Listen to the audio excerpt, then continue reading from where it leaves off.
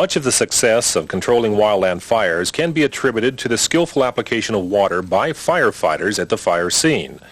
Portable pumps have become universally accepted as a method of delivering water to controlled wildland fires. The objective of this video is to demonstrate the proper setup, operation, and maintenance of portable pumps and accessory equipment to carry out field assignments with peak efficiency and safety. The use of trade, firm, or corporation names in this video is for the information and convenience of the viewer and does not constitute an endorsement by the National Wildfire Coordinating Group of any product or service to the exclusion of others that may be suitable. The video is divided into 4 parts. Types of pumps and engines. Pump setup, operation and maintenance. Types of fittings and nozzles. Types and use of hose. To fully utilize portable pumps, it helps to know the type of pump you are using and understand how it works. The 2 types of portable pumps used in wildland fire suppression are positive displacement and centrifugal. Most positive displacement pumps are constructed using 2 shafts with gear wheels attached. The drive shaft transfers engine rotation to the gear wheels that turn the impellers. The impellers create a partial vacuum which draw water into the pump case. Water is forced through the teeth of the impellers, which increase water velocity and create water pressure. Because of the close tolerances between the impellers and the pump case of positive displacement pumps, it is necessary that water be as clean as possible to prevent damage to the impellers. The impellers or gears of this positive displacement pump have been damaged by foreign material. Damaged impellers do not create an airtight seal within the pump case, and pumping capacity is seriously reduced. Water must continually pass through a positive displacement pump. If the nozzle is shut off, the impellers continue to run and create high pressure, which can damage the impellers or shafts of the pump. A pressure relief valve must be used on the discharge side of positive displacement pumps. There are advantages and disadvantages that should be considered when choosing a pump. Advantages of positive displacement pumps are: priming is not required. It is not necessary to have a foot valve on the suction hose. Increased drafting capability. Disadvantages of positive displacement pumps are: water must be clean. Contaminants can damage the pump. A pressure relief valve on the discharge side of the pump is required to prevent damage to the pump and/or hoses if the nozzle is shut off or pressure becomes too high. Repairs are generally more expensive and must be done in a shop. Centrifugal pumps utilize impellers constructed with fins which are driven by a shaft. As the impellers spin, they use centrifugal force to move water from the center opening of the impeller to the outer edge. Water is then discharged by centrifugal force into the casing, where the water velocity is converted to pressure. The water, now accelerated to high pressure, is discharged from the pump. There is more room between the impeller and pump case on a centrifugal pump. Dirt and small foreign material can pass through the pump without causing damage. The discharge water flow on a centrifugal pump can be shut off for several minutes without causing damage to the pump. Advantages of centrifugal pumps are: the water does not need to be clean. A pressure relief valve on the discharge side of the pump is not required but is recommended. Maintenance costs are generally lower than positive displacement pumps. Disadvantages of centrifugal pumps are: priming is required. A foot valve is required. Decreased drafting capability. A stage pump is a pump that has more than one impeller. Multiple stage pumps produce higher operating pressure than a single stage pump. The Wajax Pacific Mark III pump has 4 impellers, making it a 4-stage pump. Water enters the first impeller and is then discharged by centrifugal force into the casing. The water velocity, instead of being discharged from the pump, is directed into the inlet of the second impeller. The second impeller increases the water velocity and discharges it to the third impeller. By the time water passes through the fourth impeller and out of the pump, the Mark III has produced approximately 275 pounds pressure per square inch. Portable pumps used in wildland fire suppression are equipped with an engine to turn the pump. They are received as a complete unit. In order to operate and maintain portable pumps, it is necessary to have a basic knowledge of two-cycle and four-cycle engines. Two-cycle engines run on either regular or unleaded fuel, but they require two-cycle motor oil to be added to the fuel. Failure to use properly mixed fuel will cause severe damage to the engine. Two-cycle engines run at higher revolutions per minute, which causes higher engine temperature. To prolong engine life, they require at least a 2-minute warm-up period before operating at full throttle and a 1-minute idle period to cool down before stopping. Four-cycle engines use either regular or unleaded fuel. Lubrication of the engine is provided by an oil reservoir in the crankcase. The oil level should be checked regularly to maintain it at the full level. Four-cycle engines should also have a warm-up and cool-down running period as prescribed by the manufacturer to prolong engine life. The spark plug ignition cable on both two- and four-cycle engines is located on top of the engine. It should never be disconnected while the engine is running, nor should the starter be pulled if it is disconnected. This creates a severe load on the coil and can cause damage to the coil or winding insulator. Portable pumps may be used in all phases of wildland fire suppression from initial attack to mop-up. The setup, operation, and maintenance of the Wajax Pacific Mark III pump will be demonstrated to enhance your effectiveness as a portable pump operator. Select a portable pump site that is relatively level, clear of vegetation, and large enough to stockpile hose and other equipment. Keep extra fuel containers away from the water source. If you order a portable fire pump kit through the National Fire Equipment System, you will receive a Mark III pump and the following items: 5-gallon gas can, 2-cycle motor oil, tool kit, suction hose and foot valve, earplug and goggles, adapters, valves, nozzles, and accessories to set up water pumping operations. All you will need is fuel and hose to support your operation. However, your portable pump and pump kit may be arranged in any configuration to meet your particular needs. The student workbook suggests the minimum items to include in a pump kit. Portable pumps weigh about 50 pounds. A minor slip or fall while carrying a pump could result in a severe accident. Be sure to establish firm, safe footing. Then lift with your legs, not your arms and back. It is a good idea to use 2 people when carrying a portable pump. Watch your footing while walking around portable pumps because wet rocks, soil, and vegetation are slippery. The pump should be placed as close as possible to the water supply. The less distance and height to draft water, the more water volume and pressure the pump will produce. In sandy and unstable soil, the pump can vibrate into the dirt or mud. Dirt, mud, or debris can foul up the engine starter assembly and automatic cutoff switch or accumulate on the engine cooling fan and fins, causing overheating. Constructing a small log platform or placing visqueen or plastic sheeting underneath the pump will help keep it out of the dirt and mud. The visqueen or plastic sheeting will also serve as a catch basin for fuel and oil which may be spilled. Care must be taken to keep petroleum products from contaminating the water and soil. Stake or tie down the pump if you set it up on a slope or soft area. This will keep it from moving due to vibration. Thoroughly mix 1/2 pint of SAE 3040 outboard motor oil to each gallon or 1 quart to 4 gallons of 87 or less octane regular or unleaded gasoline. This produces the 16 parts gasoline to 1 part motor oil mix ratio recommended for the Mark III pump. Anytime fuel is mixed, it should be tagged to indicate the mix ratio and date mixed. Locate the fuel supply tank on the same level as the pump and connect the fuel supply line to the fuel supply tank.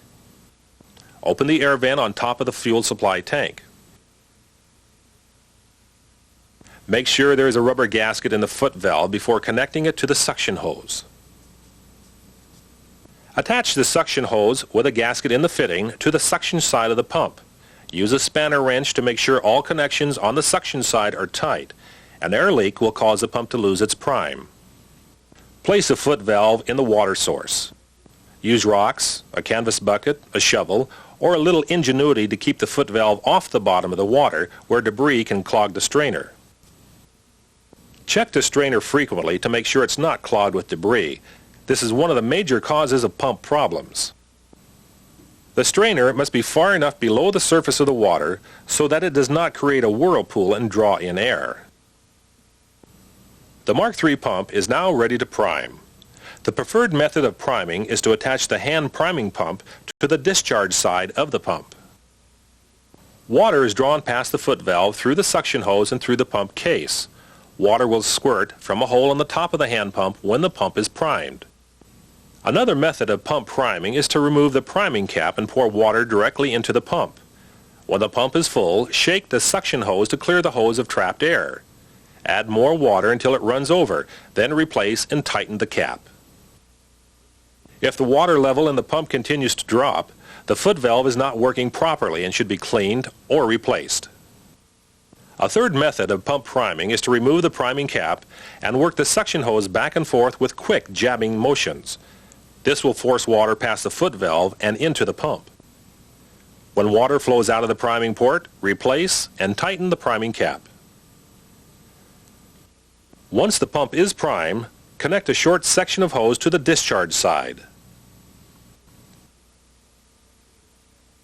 Centrifugal pumps do not require a pressure relief valve, but it is highly recommended that one be attached to the short section of hose. This will allow water to pass through and continue to cool the pump if the nozzle is closed for a considerable time. Next, add the check and bleeder valve. This will relieve head pressure on the pump with an uphill hose lay when the pump is shut down. Connect the desired hose line and the pump is ready to start. The noise level of most portable pumps is in the 95 to 110 decibel range and hearing protection will be necessary. The simplest protection is earplugs. Now is a good time to install earplugs or use adequate hearing protection. Open the decompressor switch by pulling it out. When the switch is open, engine compression is reduced. This makes pulling the starter cord easier. Remember, not all pumps are equipped with a decompressor switch. Close the choke lever if the engine is cold. Do not choke an engine that is already warm. Now move the throttle level to the start position. Check the reset rod on the automatic cutoff switch to make sure it is pushed all the way in. The purpose of this switch is to stop the engine if it exceeds safe operating RPM.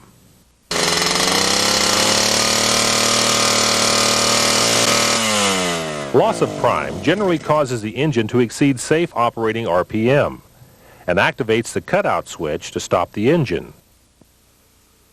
Check for air leaks in the suction hose and make sure the foot valve is not plugged by debris. Give the starter cord short, quick pulls and guide the cord back. Pulling the starter cord all the way out or allowing it to snap back after each pull will cause excessive wear on the starter and weaken the rewind spring.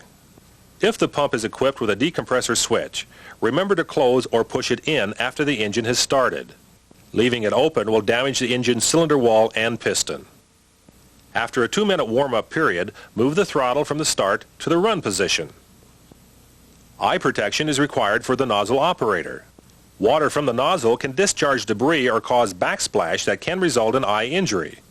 Nozzle operators are also required to wear all the personal protective equipment required by your agency.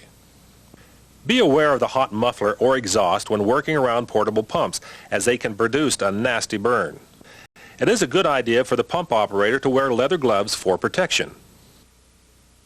When shutting down the pump, it is important to allow the engine to cool down. Move the throttle control to the stop position and allow the engine to idle for at least 1 minute. Then push and hold the stop switch until the engine has fully stopped. If the pump is not going to be used for a considerable time, the fuel should be removed from the carburetor to prevent varnish buildup. Move the throttle to the stop position and allow the engine to idle. Disconnect the fuel supply line. The engine will run for 2 to 3 minutes on the fuel remaining in the carburetor. As it starts to sputter, move the choke lever back and forth in order to use all the fuel in the carburetor. Remember, the fire line is not the place to conduct maintenance that should have been done at the station or shop, but there are some fuel maintenance items that may be necessary for proper pump operation. Keep the pump clean and out of the dirt, mud, and vegetation. Efficient engine cooling is accomplished by a fan which is attached to the flywheel. This fan pulls air through the fan housing screen and forces it around the cylinder and cylinder head fins. If these are blocked by dirt and debris, cooling efficiency is reduced. If not cleaned or replaced regularly, the air filter element will become clogged. Airflow to the carburetor is restricted and the engine will run irregularly. Whenever the filler element becomes dirty, wash it in clean gasoline or replace the element if it is badly clogged or soiled. If you do not know the proper way to adjust the carburetor, it is recommended that you do not make adjustments in the field. Proper carburetor adjustments are described in the Mark III instruction manual. The pump bearing must be greased every 8 hours of operation with only water-repellent ball bearing grease. 2 strokes on the grease gun is generally adequate. Wipe off any excess grease. Checking the spark plug is recommended every 8 hours of operation or if the engine is hard to start. Disconnect the spark plug cable and remove the spark plug. Clean the spark plug and inspect the insulator core, electrodes, and gap. The gap should be 20/1000ths of an inch. Replace the spark plug if necessary. Reinstall the spark plug and hand thread it several turns to prevent cross-threading. Do not over-tighten the spark plug when using a wrench and reconnect the spark plug cable. If the starter becomes inoperable, the starter housing can be removed and the engine started by winding the starter cord around the crankshaft pulley. Make sure the area is clear of personnel when starting the pump in this manner. The starter cord will come completely off the pulley and could strike someone.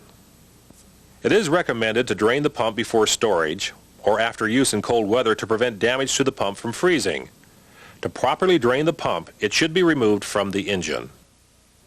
Remove the pump from the engine by lifting the pump clamp lever. Release the tension adjusting knob at the bottom of the clamp.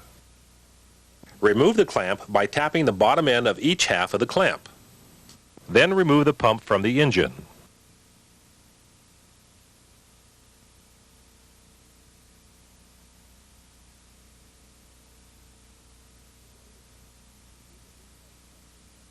To drain the pump, remove the discharge suction and priming cap. Rotate the pump body several times and stand the pump on the suction end for several minutes to complete drainage. Replace the discharge suction and priming caps. To attach the pump to the engine, place the flexible buffer coupling on the engine coupling pins. Place the pump in position on the engine and align the clamp ring. Adjust the tension knob located on the bottom of the clamp ring to finger tighten the clamp lever. Excessive pressure will damage or break the clamp ring. More complex maintenance or repairs, such as replacement of electrical parts, pump seals, and internal engine or pump components must be done by a qualified pump repair person. If a pump needs to be sent back to the fire cache for major repairs, label the pump and note the problem. With the proper operation and maintenance, the Wajax Pacific Mark III pump will provide many trouble-free hours of service and can be an invaluable asset in fire suppression. As the complexity of the suppression effort increases, so does the job of supplying adequate amounts of water. You are likely to exceed the pumping capability of a single pump. As with any pump operation, and particularly multi-pump operations, it is important to plan the setup prior to implementation. This will reduce wasted efforts through trial and error and increase efficiency on the fire line. Planning should be based on required water flow, size of the hose and distance of hose lay, elevation change, number of fittings, pump capability. A basic knowledge of hydraulics and how to use a nozzle discharge and friction loss calculator is helpful in planning pump operations. Hydraulics and use of the calculator are covered in the student workbook. Multiple pump setups have been used in wildland fire suppression for many years. Types of multiple pump operations include series, parallel, and staged pumping. Series pumping increases pressure. This is accomplished by placing two pumps, one ahead of the other, on the same hose line. One Mark III pump will produce 12 gallons of water per minute at 275 pounds pressure. When put in a series with another Mark III pump, they will produce 12 gallons of water per minute at 550 pounds pressure. To set up a series system, you need two pump kits. Set up the first pump as close as possible to the water source. Set up the second pump and attach a 1 1/2 inch hose from the discharge on the first pump to the suction on the second pump. This can be done by using a double female coupling on the suction port of the second pump. The hose can be any length without affecting the pump performance. However, since both pumps will need to be monitored, the distance should be kept as short as possible. By using a soft line instead of the normal hard suction hose, you will be able to monitor the pressure between the pumps by feeling the hose. Connect a short section of 1 1/2 inch hose to the discharge of the second pump. Connect a pressure relief valve and a check and bleeder valve to the end of the second section. Open the check and bleeder valve. This allows some water to be discharged while the pump is started and warmed up. Then add the desired hose line. Start the first pump and let it warm up. Water should be flowing through the second pump and traveling through the hose line. You will not need to prime the second pump since the water from the first pump has already done that for you. Bring the first pump up to operating speed and start the second pump. Allow a warm-up time for the second pump before bringing it up to full operating speed. At this point, it is critical to ensure that the first pump is pumping enough water to keep the second pump operating without causing it to cavitate. Cavitation is caused by restricting the water flow to the pump. When the water flow is restricted, it reaches its vapor point inside the pump and turns into steam. When the steam hits the outside edge of the impeller, small pieces of material are removed. This will eventually cause serious damage to the pump. A few simple precautions can be taken to prevent cavitation. Keep the strainer clean of debris. Place the strainer on a shovel or in a bucket, or float the strainer to prevent it from becoming clogged with mud or gravel. Place the pump as close to the water source as practical. Ensure that the first pump in the series pumping setup is supplying adequate water to the second and subsequent pumps. This can be monitored by feeling and watching the soft line that connects the two pumps. This line must be kept hard. If it appears soft or starts to collapse, the first pump is not supplying enough water to the second pump. Either increase the speed of the first pump or reduce the speed on the second pump until the hose becomes hard again. Now, close the check and bleeder valve so that all the water is running through the hose lane. Both pumps must be continually monitored during series pumping to produce maximum efficiency and prevent damage to the second pump by cavitation. To shut down a series pumping operation, simply reverse the startup process. Open the check and bleeder valve on the second pump and set the throttle to the stop position. Then set the throttle on the first pump to the stop position. After cooling down, shut the second pump down and then stop the first pump. Parallel pumping increases volume. It is accomplished by setting up two pumps individually side by side. The volume is increased at the point the two separate hose lines are joined into one. One Mark III pump will produce a flow of 12 gallons per minute at 275 pounds pressure. Two Mark III pumps, pumping parallel, will produce 24 gallons per minute at 275 pound pressure. For a parallel system, set up two individual Mark III pumps. Attach a 1 1/2 inch hose to the check and bleeder valve of each pump. Run the line from both pumps to a Siamese or reverse gated Y. A single 1 1/2 inch hose is then attached to the Siamese or reverse gated Y to deliver the water where you need it. Start one of the pumps. The check and bleeder valve on the second pump will prevent water from flowing back into the second pump. After both pumps have been warmed up, bring them to operating speed. Periodically, check the pressure in the hose and continually monitor both pumps. Cool down both pumps prior to shutdown. Stage pumping is pumping from a water source to a temporary storage facility. Water is carried from the temporary storage facility by a second pump. There is no limit on the number of times water can be staged or relayed up a hillside. Stage systems can be set up using single, series, or parallel pumping systems. The operation is limited only by the capability of each pump. There are numerous fittings and nozzles used by wildland fire agencies, all of which have a specific function. Portable pump operations would be severely restricted if fittings and nozzles were not available for use in a water delivery system. The ends of fittings and hose are commonly referred to as male or female. The male end has exposed threads, and the female end has enclosed threads. Water flows through fittings and hose from the female end to the male end. The male end is the point to which water is delivered. The pressure relief valve is installed on the discharge side of the pump. The bypass on the pressure relief valve can be adjusted to set the amount of pressure at which it will open and bypass water.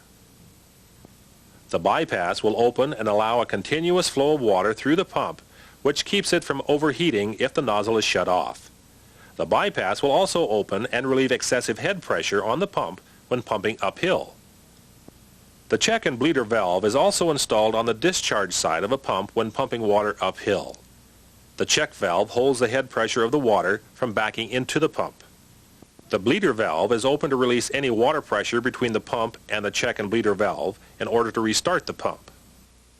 A 1-inch hose can be attached to the check and bleeder valve to fill backpack pumps. Place excess water back into the source, or move it away from the pump site. This is a gated Y valve. It divides one hose line into two separate hose lines. It has a ball valve on each end of the Y to allow one or both lines to be shut off. The Siamese is used to hold two hose lines into one hose line as required with a parallel pump setup. A hose line T valve is placed in the trunk line to T or branch off into a lateral line. It has a shut-off valve to control water flow in the lateral line. The hose line T, shown here, is the same fitting without the valve installed. Instead, it has a threaded cap to cover the lateral opening and to protect the threads. Double female couplings connect two male ends of hose or fittings having the same diameter and threads. Double male couplings connect two female ends of hose having the same diameter and threads. Reducers connect the male end of a fitting or hose to the female end of a smaller diameter fitting or hose. The male side of all reducers is smaller than the female, since the reduction is with the direction of the water flow. There has been a major effort to standardize thread types used by wildland firefighting agencies. However, different thread types exist, and adapters allow connections to be made between the same diameter connection, but of different thread types. Reducer adapters allow connections between different size fittings and different thread types. Spanner wrenches come in many sizes and shapes. They are used to tighten fittings and hose connections. Connections on the suction side of the pump must be airtight in order for the pump to create a partial vacuum and draft water. Connections on the discharge should be only hand-tight, but occasionally the spanner wrench is needed to loosen them. Hose clamps are used to clamp or pinch off the water supply in the hose line, while additional hose lengths, fittings, nozzles, and etc. are added or changed. This is a gravity sock. It is used to take advantage of flowing water that is above the fire. The mouth of the sock is placed in the stream and attached securely. The small end is attached to the fire hose. Gravity and head pressure provide pressure in a downhill hose line to run a nozzle. This device is an ejector and operates with a Venturi principle. Water is pumped through a small opening at a high velocity into a large opening or chamber, which in turn creates a vacuum. This vacuum is used to draft water through the intake opening. With the use of an ejector, large volumes of water may be drafted, and the ability to lift water is greatly enhanced. Ejectors are often used when the water source is difficult to reach with normal pump drafting procedures. The combination foot valve strainer consists of a spring-loaded check valve and screen. The check valve prevents the water from draining out of the suction hose, thereby losing prime to the pump. The screen prevents larger gravel and debris from entering the pump. Nozzles come in a variety of sizes and shapes to meet the pattern and amount of water needed. Straight stream nozzles are available with or without a shutoff. They operate best at 50 pounds per square inch nozzle pressure. Excess nozzle pressure increases water use and delivers air as well as water to the fire, which fans the flames instead of knocking them down. Straight streams are used when the fire is too intense for working close, or when water stream distance is needed to suppress burning snags, treetops, or hot spots. Combination nozzles allow for straight stream, spray, and fog patterns. Spray and fog patterns are used for close work and are more effective because the water is applied in smaller droplet size, which is absorbed by the fuel. Spray and fog nozzles operate best at 100 pounds per square inch nozzle pressure. Adjustable combination barrel nozzles provide both straight stream and variable spray patterns, which are easily adjusted to match water application to fire intensity. Regardless of the type of nozzle, water must be applied in the right place, in the right amount, and in the right form to be effective. Select the lowest gallon per minute nozzle to do the job safely, and apply water at the base of the fire where vapors are being released, and the rapid chemical reaction known as combustion is occurring. Work the nozzle close to the fire in parallel along the fire line. This will allow you to be more accurate and suppress more fire. If you have a limited water supply, shut off the water flow whenever possible to conserve water.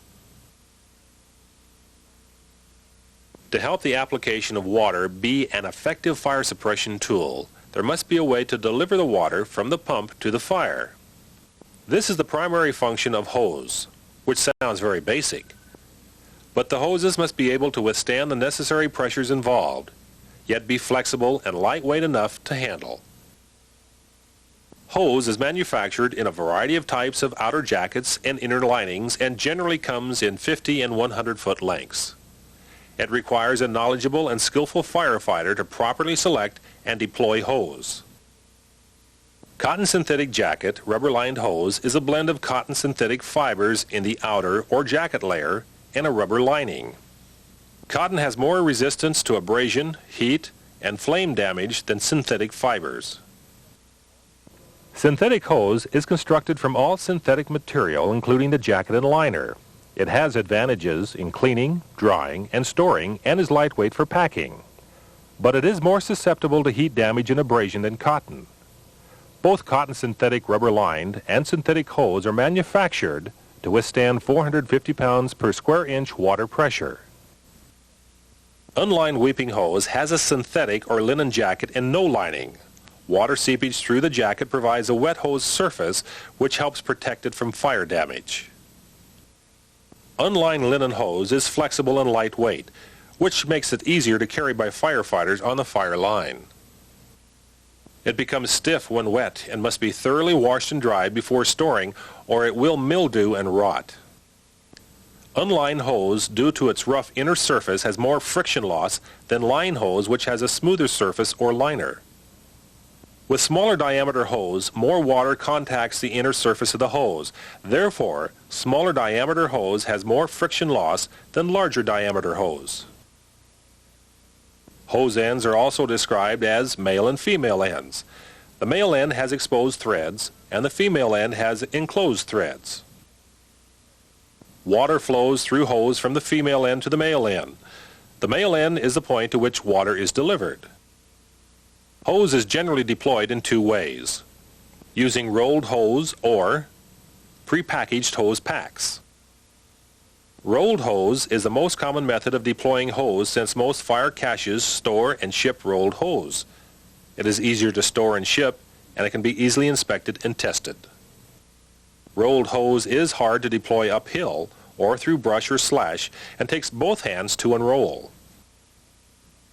Hose packs take time to construct, but deployment is faster than using rolled hose, which can save valuable time when attacking a fire. There are different types of hose packs, and the student workbook covers the trunk line pack and the lateral hose pack in detail. You will need to find out what type of hose packs your agency uses. Only practice will make you proficient in packing and deploying hose. When the hose lay operation is finished and it is time to retrieve the hose, care should be taken not to damage the hose or fittings. Hose can be damaged by dragging it over rough surfaces such as rock or pavement, or pulling long lengths of hose by the fittings with vehicles, winches, or ATVs.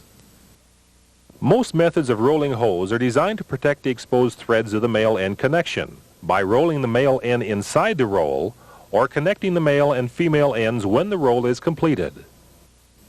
Before rolling the hose, drain the water by opening a valve or disconnecting the hose at the lowest point on the line. There are various ways to roll used hose. The watermelon roll works well for unlined linen hose because it becomes stiff when wet. This rigidity provides the support for end-over-end rolling. Start the watermelon roll from the male end. Fold about 20 inches of hose over on itself. Double the 20-inch fold over again to provide the start of the watermelon roll. Continue rolling the hose end over end and alternating the rolls to form a watermelon shape. Leave about 6 feet of hose at the female end to wrap around and secure the roll.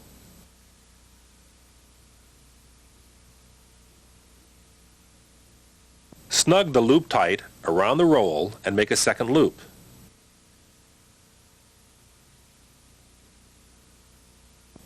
When the loop is completed and tightened, the watermelon roll is completed.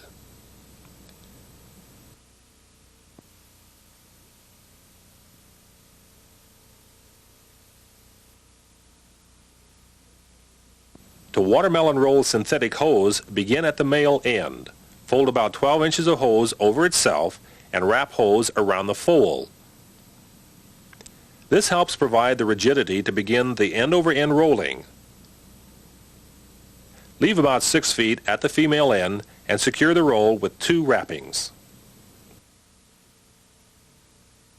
The figure 8 or butterfly roll works well for synthetic hose, which remains limp when wet.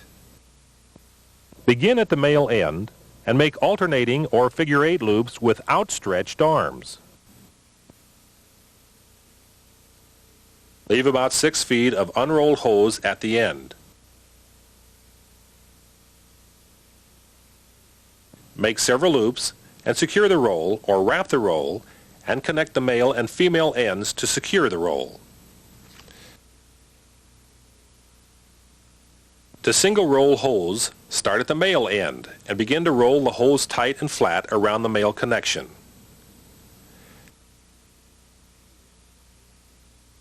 Continue rolling the hose, keeping it as flat and compact as possible.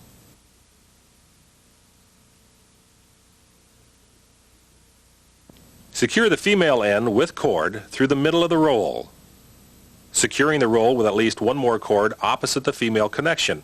This will keep it from coming undone when handling.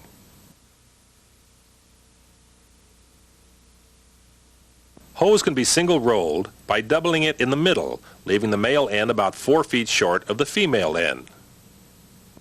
Begin rolling at the folded end, keeping the fold as flat and compact as possible.